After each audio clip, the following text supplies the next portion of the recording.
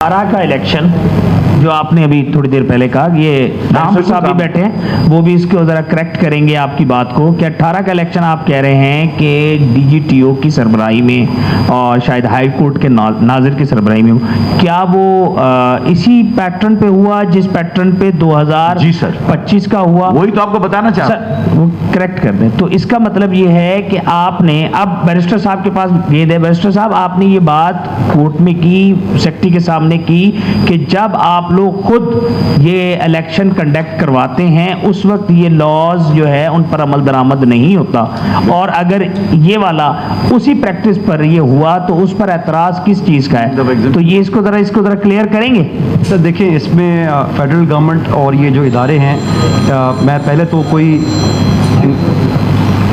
I will not be critical about them. देखिए, कानून में उनके पास पावर है वेव करने की, कि अगर फॉर एग्जांपल एक कानूनी रिक्वायरमेंट है जो कि मैं समझता हूँ ज़्यादातर डायरेक्टरी प्रोविजंस में होता है कि जहाँ वो मैंडेटरी या ज़रूरी नहीं होते, उसमें फेडरल गवर्नमेंट सेक्रेटरी साहब और डीजीटीओ साहब के पास पावर इख्तियार है कि वो बोलें ठीक है जनाब ये इस दफ़ा ना करें आप। बेशक वो कब कहा जाता है, वो उसमें भी उन्होंने रिक्वायरमेंट रखी हुई है कानून में कि जब पब्लिक इंटरेस्ट में। तो हमें जब 2008, 9 और 10 में एग्जाम्शन दी गई, उसमें बाकायदा लिखा हुआ है कि जनाब पब्लिक इंटरेस्ट में है कि ये इलेक्शन इसी तरह करा दिया जाए, क्योंकि बहुत ज़्यादा मेंबर्स हैं कराची चैम्बर में और बहुत कम टाइम है ये लिस्टें तरतीब देने का। इस दफ़ा भी यही हुआ था। जो ऑर्डर आया था डीजीटीओ साहब का, वो आया था अगस्त में, लिस्टें जारी हो गई थी जुलाई में और इलेक्शन था सितंबर में। तो लिहाजा it was not practically logistically possible कि वो ये लिस्टें तरतीब दें। अगेन हैविंग सेड दैट, मेरा ये मौक़िफ़ है कि अगर कानूनी रिक्वायरमेंट इवन डायरेक्टरी भी है तो उसको पूरा कर ले और आगे तरतीब में ले आएँ ताकि मामला आसान हो। मेरा ये मौक़िफ़ है।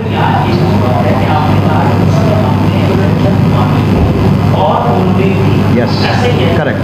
आपसे 2025 को मांगी नहीं ना, तो देंगे कैसे? मतलब जब मैं आपसे मांगी नहीं रहा कि मुझे दूध दे दें, जनाब ऑटोमेटिकली वायलेशन होती है जनाब।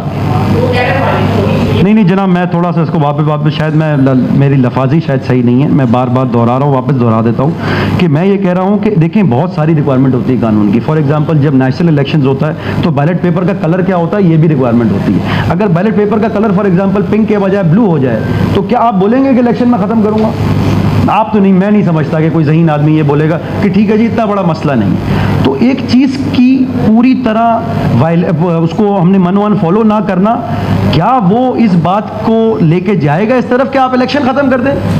ये देखिए फ़र्क है। एक रिक्वायरमेंट ये होती है जनाब ठप्पा लगाना है आपने एक बंदे के नाम पे, वो लगा नहीं, किसी के नाम पे बीच में लग गया, yes that's a material irregularity.